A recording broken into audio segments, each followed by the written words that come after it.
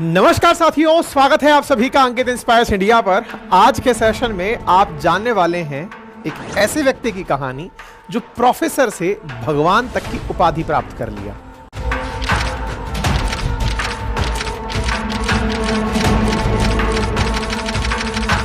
और ज्यादा पुरानी बात नहीं है, हां, लेकिन पुरानी जरूर है। पुरानी कितनी है इस बात को ऐसे समझिए कि आज आप मुझसे इस कहानी को सुनने के लिए इंटरनेट का उपयोग कर रहे हैं। यह कहानी उस दौर की है जिस समय इंटरनेट नहीं था। आज आप इस चैनल पर जितने भी लोग लाखों में संख्या में जुड़े हुए हैं, इनको बताने के लिए कि आप इस चैनल को सब्सक्राइब करें, फॉलो करें, यह आपको याद दिलाना पड़ता है। लेकिन हां, यह कहानी उस दौर की है जब सोशल मीडिया भी नहीं हुआ करता था। साथियों, एक ऐसे ही दौर के व्यक्ति की बात कर रहे हैं जिसकी फैन फॉलोइंग भारत ही नहीं, वर्ल्ड के कई देशों में थी। लाखों की संख्या में लोग जिसे आज भी उसकी मौत के कई साल बाद भी जानते और मानते हैं। कल्पना कीजिए कि 50 से 60 साल पहले भी इस व्यक्ति से प्रभावित होकर लोग लाखों की संख्या में इसके एक इशारे पर इधर से उधर हो जाया करते थे। आज के सेशन में हम बात कर रहे हैं आचार्य रजनीश की। आज के सेशन में हम बात कर रहे हैं ओशो की, जिनकी वीडियोस आज उनकी मौत के 35 साल बाद भी लाखों लोगों के द्वारा देखी जा रही हैं। उनके वीडियोस को आज भी लाखों लोगों का समर्थन मिल रहा है। यह कहना अतिशयोक्ति होगा कि ये आज के जमाने के यानी कि 20वीं सदी के महान दार्शनिकों में से एक थे, लेकिन यह कहना अतिशयोक्ति नहीं भी होगा कि इन्होंने फिलॉसफी की पढ़ाई करके ही स्पिरिचुअल गुरु बनने का रास्ता अपनाया था। तो कैसे एक फिलॉसफी का प्रोफेसर बन गया स्पिरिचुअल गुरु, और कैसे एक स्पिरिचुअल गुरु बन गया भगवान ओशो। आज के सेशन में इस बात पर भी चर्चा होगी कि भारत सरकार ही नहीं, अमेरिका का प्रशासन भी जिसकी पॉपुलैरिटी से डरने लगा। एक ऐसा व्यक्ति जिससे प्रभावित होकर लोग अपनी करोड़ों की संपत्ति छोड़कर उसके आश्रम में नौकरों की तरह काम करने पर मजबूर होते थे। एक ऐसे इन्फ्लुएंसर की जिसकी 21 देशों में एंट्री बैन थी, जिसके बारे में कहा गया है कि उसे अमेरिका की जेल में स्लो पॉइजन देकर मारा गया। एक ऐसा व्यक्ति जिसकी एंट्री न केवल बैन थी, साथियों, आज के इस मॉडर्न जमाने के ज्यादातर लोगों को नहीं मालूम कि वे जिस ओशो को अपना गुरु या भगवान मानते हैं, वही ओशो अपने आश्रम में सेक्सुअल एक्टिविटीज, ड्रग्स को प्रमोट करने के लिए और छोटे बच्चों को अब्यूज करने के लिए भी जाना जाता था। यही नहीं, खुद ओशो भी एक साथ कई लड़कियों के साथ इन्वॉल्व रहे, जिस वजह से कुछ लोग ओशो के लिए सेक्स गुरु जैसे शब्दों का प्रयोग किया करते थे। दोस्तों, भारत से लेकर अमेरिका तक ओशो की लाइफ जर्नी, उनसे जुड़ी कंट्रोवर्सी और फिर उनकी मिस्टीरियस डेथ, इन सारे पॉइंट्स पर आज हम इस वीडियो में विस्तार पूर्वक बात करने वाले हैं। तो चलिए शुरू करते हैं। जहां भारतीय होंगे वहां मंदिर तो बनेंगे ही, और मंदिर से मैं आपको एक याद दिलाता हूं। हाल ही में भारत में अयोध्या में राम मंदिर का निर्माण हुआ है। दुनिया भर के लोग देश दुनिया से चल करके लोग राम मंदिर के इनॉग्रेशन में आए थे। जनवरी 2024 में राम मंदिर बना, यह आपने देखा। लेकिन क्या आपको पता है, इसकी सूचना बहुत पहले एक एस्ट्रोलॉजर ने वर्ष 2017 में ही दे दी थी। मैं एस्ट्रोलॉजर की बात क्यों बता रहा हूं, क्योंकि प्रेडिक्शंस एस्ट्रोलॉजी की बहुत इंपॉर्टेंट फाइंडिंग है। ऐसी स्थिति में आज आप में से बहुत सारे लोग इस प्रेडिक्शन से जानकर आश्चर्य करेंगे कि 2017 में ही यह प्रेडिक्शन एक एस्ट्रोलॉजर ने दे दी थी कि 2024 में राम मंदिर बन जाएगा। ऐसी स्थिति में एस्ट्रोलॉजी से बहुत सारी क्यूरोसिटी आपके दिमाग में आती हैं। उदाहरण के लिए, अगर सोचो हम अपनी लाइफ के बारे में भी पहले से पता चल जाए कि कब क्या होगा हमारी लाइफ में, तो यह कितना अलग प्रतीत होगा। साथियों, हाल ही में मुझे भी एक ऐसे ही ऐप के बारे में पता चला। नाम है उसका एस्ट्रोटॉक। यहां पर भी आप किसी एस्ट्रोलॉजर से बात करके अपनी कोई भी प्रॉब्लम, कोई भी डाउट का सॉल्यूशन या आंसर ले सकते हैं। अब देखो, डाउट सबके जीवन में होते हैं। 30-30, 40-40 इंटरव्यू देकर भी लोग घर पर बैठे हुए हैं, निराश बैठे हुए हैं, जॉब नहीं लग रही है, किसी के सालों से इंक्रीमेंट नहीं हो रहे हैं, और वो छोड़ो, कोई रिलेशनशिप में है तो वो ये सोचता है कि ये रिलेशनशिप लंबे समय तक चलेगी या नहीं चलेगी, हम दोनों एक दूसरे के लिए राइट रहेंगे या नहीं रहेंगे। अब जो सिंगल हैं वो बस ये सोचते रहते हैं कि कब उनकी लाइफ सेटल हो जाएगी, कोई अच्छे रिलेशनशिप में आएगा, किसके साथ आएगा। अब ये सोच सोचकर इंसान सिर्फ परेशान होता रहता है। एक काम करता हूं, रुको, मैं अपने एस्ट्रोटॉक ऐप का लिंक आपके डिस्क्रिप्शन में डाल देता हूं, वहां से डाउनलोड कर लो। और हां, मेरे लिंक से फर्स्ट चैट बिल्कुल फ्री है। ओशो का जन्म 11 दिसंबर 1931 को मध्य प्रदेश के कुचवाड़ा गांव में एक जैन परिवार के अंदर हुआ।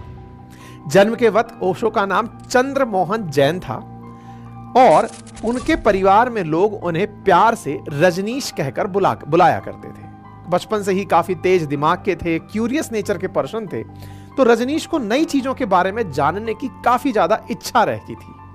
इसके अलावा रजनीश के ऊपर उनकी दादी का भी काफी ज्यादा इन्फ्लुएंस था, जिसकी वजह से वे अक्सर धार्मिक कुरीतियों के बिल्कुल अपोजिट जाकर काम किया करते थे। समाज में मौजूद अंधविश्वास को लेकर वो उन्हें गलत ठहराते और अपनी तरफ से आर्ग्यूमेंट रखा करते थे। समय बीतता गया। मध्य प्रदेश में ही रहते हुए रजनीश ने पहले अपनी स्कूलिंग की और 1955 उन्होंने अपनी बीए की पढ़ाई कंप्लीट की।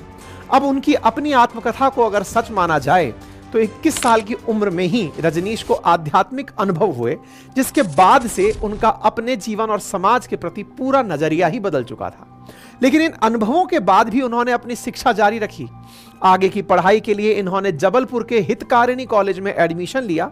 दर्शन शास्त्र यानी फिलॉसफी के मास्टर्स को पढ़ाई की। फिलॉसफी ने ओशो के विचारों को और ज्यादा तर्कशील बनाने का काम किया। इसका असर उनके कॉलेज के दौरान ही दिखने को भी मिला था। दरअसल क्यूरियस नेचर की वजह से रजनीश अपने फिलॉसफी के प्रोफेसर से इतने ज्यादा सवाल करने लगे कि उनके सवालों के जवाब देते देते प्रोफेसर के लिए अपना कोर्स पूरा कराना मुश्किल का विषय बन गया। ओशो की इसी आदत से चिढ़कर उस प्रोफेसर ने कॉलेज के प्रिंसिपल को यह धमकी दी कि या तो कॉलेज में चंद्रमोहन यानी रजनीश रहेगा या फिर मैं। शिकायत होने पर प्रिंसिपल ने रजनीश को ऑफिस में बुलाया और बुला करके कहा कि भैया देखो, सवाल पूछने में तुम्हारी कोई गलती नहीं है, लेकिन हम दो में से किसी एक को ही जाने दे सकते हैं। प्रोफेसर को हम कॉलेज से नहीं जाने दे सकते, तुम्हें कॉलेज छोड़ना होगा।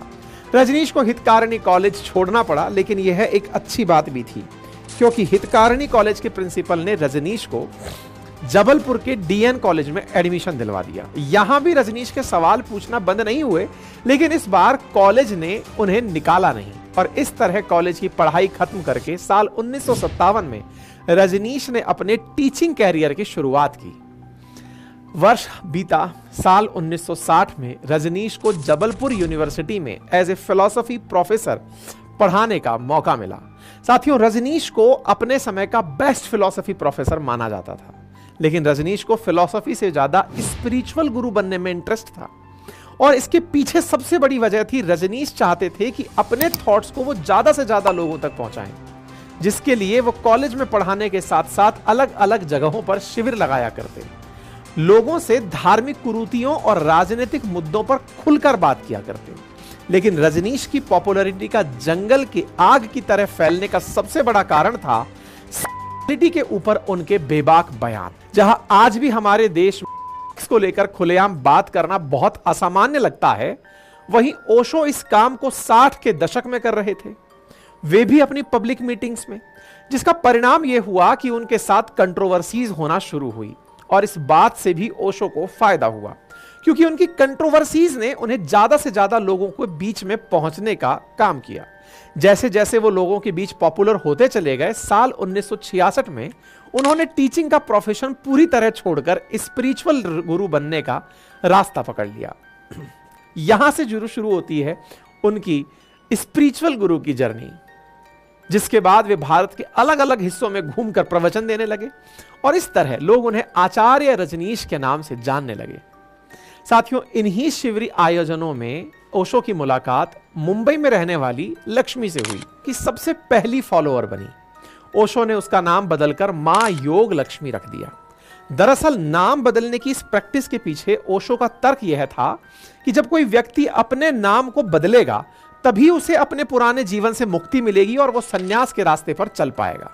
मां योग लक्ष्मी से मिलने के 1 साल बाद ही ओशो ने मुंबई में अपना मुख्यालय स्टैब्लिश कर लिया, जहां महायोग लक्ष्मी उनकी मेन असिस्टेंट के पोस्ट पर काम करने लगी। साथियों, यहां आपके मन में एक सवाल जरूर आ रहा होगा कि आखिर ओशो लोगों से ऐसा क्या बोलते थे जिसे सुनने के बाद लोग उन्हें फॉलो करने लगते थे।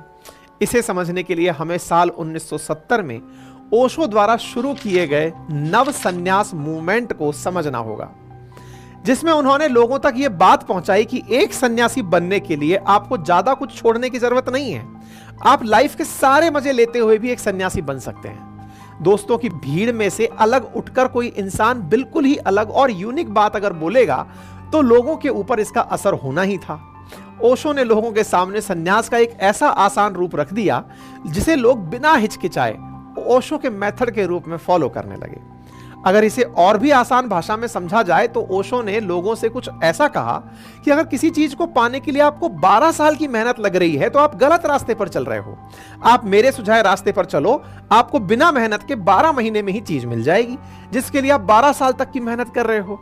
यानी उन्होंने अध्यात्म और संन्यास को लेकर हजारों वर्षों से चली आ रही त्याग और तप वाले कंसेप्ट को बिल्कुल बेकार बताकर लोगों से कहा कि आप पूरे मजे के साथ सन्यासी और आध्यात्मिक जीवन जी सकते हो।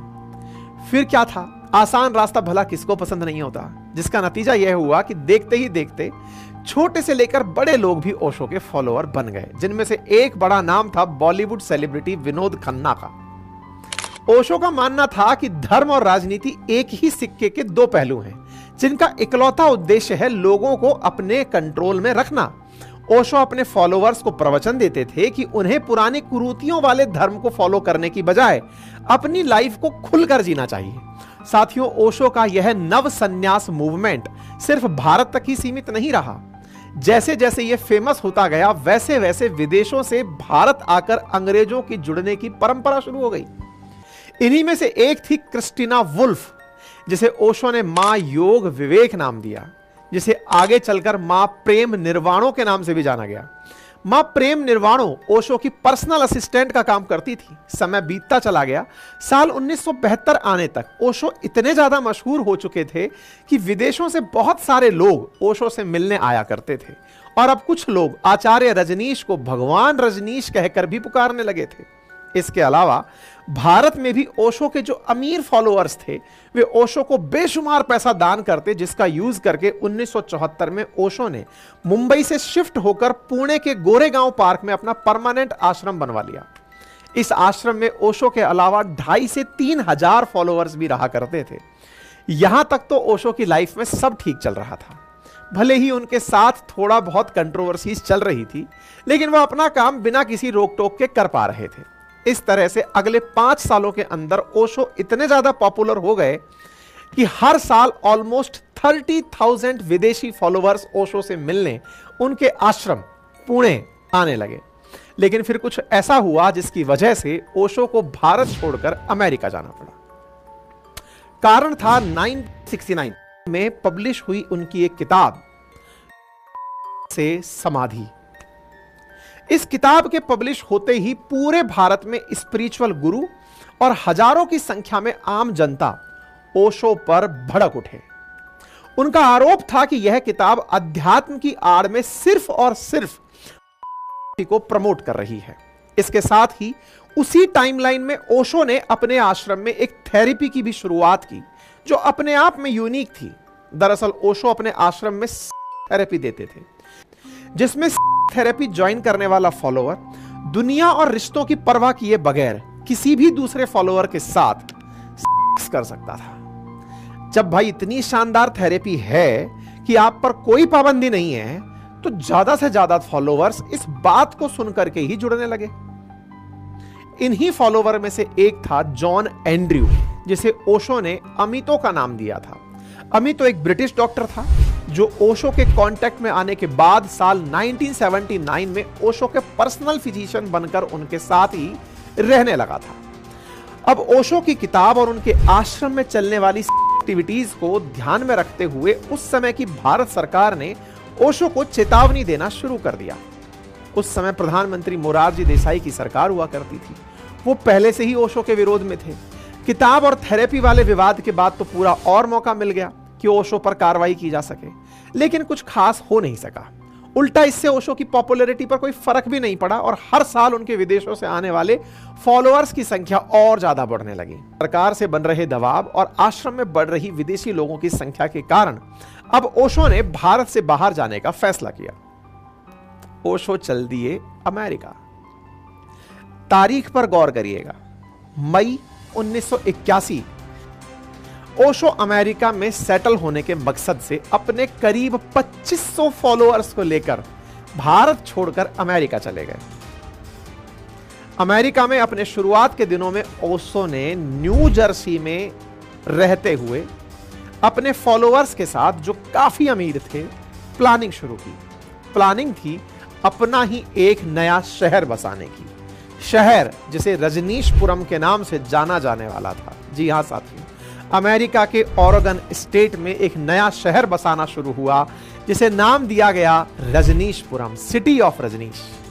रजनीशपुरम एक अलग शहर था जिसमें ओशो ने अपने नियम कानून के अनुसार, सब कुछ नियम कानून ओशो के अपने, ठीक वैसी दुनिया जैसी दुनिया को ओशो जैसी कल्पना करते थे अपने विचारों में। एक वैसी दुनिया जिसमें कोई धर्म ना हो, कोई अंधविश्वास ना हो, लोग अपनी लाइफ बिना किसी रोक टोक के जी सकें, वो जो चाहें कर सकें। रजनीशपुरम में ओशो ही सबसे बड़े मालिक थे, बाकी जो भी वहां आते वो नौकर की तरह काम किया करते, चाहे वो कितने भी अमीर क्यों ना हो। ओशो वहां कितने पावरफुल हो चुके थे, इस बात का अंदाजा इससे लगा सकते हैं कि वहां उनकी अपनी पुलिस फोर्स हुआ करती थी। शहर के पब्लिक ट्रांसपोर्ट से लेकर हवाई पट्टी तक सब ओशो के कंट्रोल में थे। अंदाजा इससे लगाइए कि ओशो के पास दुनिया की सबसे महंगी कारों में से एक रोल्स रॉयस 80 से 90 की संख्या में हुआ करती थी। ओशो मालामाल हुए जा रहे थे। कुछ ही समय में ओशो की पॉपुलैरिटी बहुत तेजी से बढ़ने लगी। इनके आश्रम में यूएस के बहुत बड़े और इंपॉर्टेंट लोग आने लगे, यहां तक कि यूएस के डिप्लोमेट्स और उनकी वाइफ्स भी ओशो के आश्रम में आने लगी। लेकिन अमेरिका में आकर एक नया शहर बसाना और भाई साहब उसका सर्वे सर्वा बन जाना, ये आम बात तो नहीं थी। इसलिए यूएस की गवर्नमेंट की आंखों में भी ओशो अब चुभने लगे। दूसरी ओर रजनीशपुरम के आसपास के जो शहर थे ना, उसके लोग भी रजनीशपुरम की वजह से परेशान रहने लगे कि यार हमारे पड़ोस में एक आदमी आया जिसको लेकर लोग आ रहे हैं। तो भाई उन नागरिकों को हो रही परेशानियों के चलते उन्होंने सरकार को शिकायत कर दी। यूएस गवर्नमेंट को जब खबर मिलती है कि भाई वो व्यक्ति आने वाले समय में अपने रजनीशपुरम में हजारों होमलेस जिनके पास घर नहीं है, उन लोगों को भी वहां रहने दे रहा है, ताकि जब वास्को काउंटी इलेक्शन हो तो ओशो रजनीशपुरम का अपना एक कैंडिडेट चुनाव में खड़ा हो सके और यहीं से वो होमलेस कैंडिडेट के माध्यम से वोट देकर उन्हें जिता सके। मतलब ओशो ने अपनी ही एक कॉन्स्टिट्यूएंसी रजनीशपुरम बनाने की प्लानिंग कर ली थी, ताकि उस क्षेत्र का एक राजनीतिक प्रतिनिधि भी संसद में पहुंच सके। अब यूएस गवर्नमेंट इन इल्जामों की जांच करने लगी। इसी समय ओरिगानो शहर के अंदर 751 लोगों की फूड पॉइजनिंग हो गई। फूड पॉइजनिंग, पेट की बीमारियां, खाने के अंदर कुछ ना कुछ जहर जैसी चीजें समझ में आई। जांच हुई तो पता चला कि ओशो की ही एक फॉलोअर जिसका नाम था मां आनंदशीला ने जानबूझकर फूड पॉइजनिंग होने दिया, ताकि वो ओरेगन के मूल निवासियों को वोट देने से रोक सके, क्योंकि ये लोग ओशो के कैंडिडेट को वोट नहीं देने वाले थे। यूएस गवर्नमेंट के सामने मां आनंदशीला का ये जब सच सामने आया तो उन्हें बायो टेरर अटैक के इल्जाम में अरेस्ट कर लिया गया। इसके अलावा ओशो और उनके आश्रम के ऊपर भी बहुत सी रोक और चार्जेस लगा दिए गए। लेकिन चीजें यही नहीं रुकी। यूएस का एडमिनिस्ट्रेशन ओशो को पूरी तरह से खत्म करना चाहता था और वो ये मौका बिल्कुल नहीं छोड़ना चाहते थे। मां आनंदशीला के बाद ओशो और इनके शहर रजनीशपुरम पर लगातार कार्रवाइयां होती रही।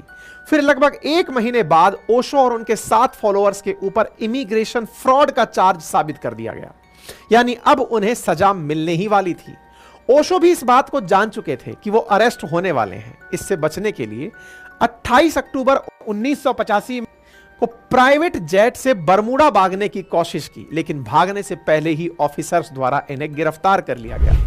81 से 85 मात्र 4 साल में एक शहर बसाकर वहां से भागने तक की तैयारी ओशो ने कर ली थी।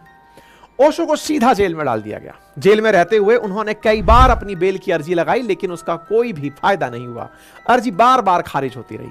जब आखिर में इनको बेल मिली तो इनके ऊपर $4 लाख का फाइन लगाया गया। इसके साथ ही उनके ऊपर यह पाबंदी लगा दी गई कि अब ये अगले 5 साल तक अमेरिका में एंट्री नहीं कर पाएंगे। वहीं यूएस के प्रेशर की वजह से दुनिया के 21 बड़े देशों ने ओशो को अपने कंट्री में एंट्री करने पर बैन लगा दिया। फिर आखिरकार सन 1986 में ओशो भारत लौटकर वापस आए। वे यहां आकर अपने वही पुराने गोरेगांव आश्रम में रहने लगे, लेकिन अब तक हुई बदनामी के बाद उन्होंने अपनी रीब्रांडिंग करने के मकसद से साल 1989 में अपना नाम रजनीश से बदलकर ओशो रख लिया। यानी अब भगवान रजनीश या आचार्य रजनीश सीधा ओशो बन गए। मतलब आप अपनी इस बात को समझें कि ओशो का मतलब होता है वो इंसान जिसने खुद को सागर में विलीन कर लिया हो। अमेरिका से भारत में आने के बाद ओशो की हेल्थ खराब होने लगी, जिसके बारे में जब ओशो से पूछा गया तो उन्होंने बताया कि अमेरिका की जेल में उन्हें जबरदस्ती थैलियम का इंजेक्शन दिया गया, जिसका प्रभाव एक स्लो पॉइजन के रूप में होता है, और उसी से ओशो की तबीयत लगातार खराब होती जा रही थी। उनकी पर्सनैलिटी भी अब वैसी नहीं रह गई थी, उनके हाव भाव भी हल्के पड़ने लगे थे, उनकी आक्रामकता बोलने में भी अब वो आक्रामकता नहीं रह गई थी। परिणाम यह हुआ कि 1990 में 19 जनवरी 1990 को ओशो की के दिन से 41 दिन पहले ही ओशो की गर्लफ्रेंड मां योगा विवेक उर्फ क्रिस्टीना वुल्फ की भी सस्पिशियस कंडीशन में उसी आश्रम के अंदर हुई थी। साथ ही उनकी बॉडी को भी बिना किसी पोस्टमार्टम के जल्दबाजी में दिया गया था। ओशो के साथ भी कुछ ऐसा ही हुआ। 19 जनवरी की दोपहर को ओशो के डॉक्टर गोकुल गुकानी को फोन आता है कि आश्रम में इमरजेंसी है, इसलिए जल्दी से आश्रम पहुंच जाइए। डॉक्टर गोकुल गुकानी पहुंचते हैं करीब 1 बजे आश्रम।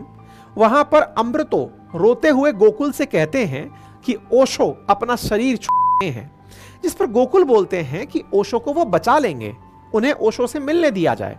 लेकिन उन्हें ओशो से मिलने नहीं दिया गया। 3 घंटे बीत जाते हैं। फिर आश्रम में लगभग 5 बजे अमृतो उन्हें कमरे में आकर कहते हैं कि ओशो ने कुछ देर पहले ही त्याग दिए हैं। अब आपको इनका सर्टिफिकेट बनाना है और सर्टिफिकेट में की वजह कोई बीमारी बतानी है कि हार्ट की वजह से कोई बीमारी है जिसकी वजह से ये। इन सारी बातों का मतलब था कि किसी के सवाल उठाने पर ओशो को पोस्टमार्टम करने की स्थिति में ना जाने दिया जाए। इसके अलावा कमरे में मौजूद ओशो के करीब स्वामी जयेश और अमितो ये कहते हैं कि ओशो ने उन्हें चुना है ताकि वे आश्रम के काम को आगे लेकर जा सकें। जिसे सुनने के बाद डॉक्टर गोकुल के मन में कई सवाल उठे, जैसे कि आश्रम में पहले से कई डॉक्टर मौजूद थे, तो फिर उन्हें ही सर्टिफिकेट के लिए क्यों बुलाया गया। नंबर 1, जब ओशो के हर एक छोटे से मूवमेंट का वीडियो रिकॉर्ड होता था, तो फिर आखिर जब ओशो अपना अंतिम समय बिता रहे थे, उस समय कोई वीडियो या ऑडियो रिकॉर्डिंग क्यों नहीं हुई। और जब वे आश्रम पहुंचे थे तो उस वक्त ओशो जिंदा थे, लेकिन फिर भी ओशो से उन्हें मिलने क्यों नहीं दिया गया। इसके अलावा सबसे ज्यादा अजीब बात तो यह थी कि जिस दिन ओशो की हुई उस दिन ओशो की मां भी उसी आश्रम में थी, लेकिन उन्हें भी किसी ने इन्फॉर्म नहीं किया कि ओशो की हालत खराब है, शायद अब वे। और फिर ओशो के मरने के बाद भी जैसे ही ओशो की मां को इसकी खबर दी गई तो उनके मुंह से पहला वाक्य यही निकला कि उन लोगों ने मेरे बेटे को मार दिया। आखिर यहां ओशो की मां किसकी बात कर रही थी। ओशो के डॉक्टर गोकुल गुकानी की जानकारी के आधारित अभय वैद्य की पुस्तक हु किल्ड ओशो में ओशो की मौत से जुड़ी बहुत सारी बातों को रखा गया है, लेकिन इन सभी सवालों के जवाब आज तक नहीं मिल पाए हैं और ना ही कोई ये जान पाया है कि ओशो की मौत की असली वजह क्या थी, उनकी संपत्ति, उनकी लीगेसी या कुछ और। आज भी हमारे देश में बहुत सारे स्पिरिचुअल गुरु फिलोसोफर्स हैं जो बहुत पॉपुलर भी हैं, लेकिन ओशो में एक और चीज थी जो उन्हें इन सब से अलग बनाती थी। वो ये कि चाहे वे उन्हें देश छोड़कर जाना पड़ गया हो, लेकिन उन्होंने कभी भी किसी धर्म विशेष या पॉलिटिकल पार्टी को सपोर्ट नहीं किया। उन्होंने अपने विचारों और अपने रास्तों को कभी नहीं छोड़ा, भले ही उस समय और आज भी उनके तरीकों से विवाद ही क्यों ना भरे हों। हम ओशो के विचारों को सही या गलत बताने का काम नहीं कर सकते, लेकिन इतना जरूर कह सकते हैं कि जिस रजनीश ने समाज में धर्म, पूजा पाठ, कर्मकांडों को पुरजोर विरोध किया, वही रजनीश जब आगे चलकर भगवान ओशो बना और लोगों ने उनकी पूजा भी की, तब उन्होंने इसका विरोध नहीं किया। और आज जब उनकी को 35 साल पूरे हो चुके हैं, तो उनके फॉलोअर्स अभी भी उनकी फोटो की पूजा करते हुए नजर आते हैं। इन बातों से प्रतीत होता है कि ओशो जीवन भर जिस चीज का विरोध करते रहे वो खुद उसका हिस्सा बन गए। कैसी लगी आपको ये कहानी, ब्रीफ में ओशो की जीवनी? अगर आपको ये कहानी पसंद आई हो तो अपने साथियों के साथ जरूर साझा करें। चैनल पर नए हैं तो सब्सक्राइब करें और बताएं कि आप कौन सी कहानी इसी तरह से सुनना चाहते हैं। अपनी राय कमेंट बॉक्स में जरूर रखें। चैनल पर नए हैं तो सब्सक्राइब कर लीजिए और अगर ऑलरेडी सब्सक्राइब किया हुआ है तो लाइक कर दीजिए, साथियों से साझा कर दीजिए। और साथियों, हाँ, यदि आप में से कोई विद्यार्थी ऐसा है जो एनसीईआरटी पढ़ना चाहता है क्लास 6 से लेकर 12 तक की, तो एनसीईआरटी के बैच हमारे अपने एप्लीकेशन अपनी पाठशाला पर शुरू हो रहे हैं इस सोमवार से। जिन्हें भी एडमिशन्स लेने हैं इस रविवार तक अपने एडमिशन्स बुक करा लें। क्लास 6 से लेकर 12 तक की एनसीईआरटी बाइलैंग्वेज तरीके से पढ़ाई जाएंगी, कंसेप्ट सिखाए जाएंगे, आपको पढ़ने का टास्क दिया जाएगा, वीकली टेस्ट टारगेट रखा जाएगा, कंटेंट इजीली डाउनलोड किया जा सकेगा, मल्टीपल टाइम वीडियोस देखे जा सकेंगे। ये सारी सुविधाएं आपको एक ही एप्लीकेशन से उपलब्ध हो जाएंगी। लिंक कमेंट बॉक्स में दिया गया है, जाकर उसे एक्सेस कर सकते हैं। फिलहाल के लिए इतना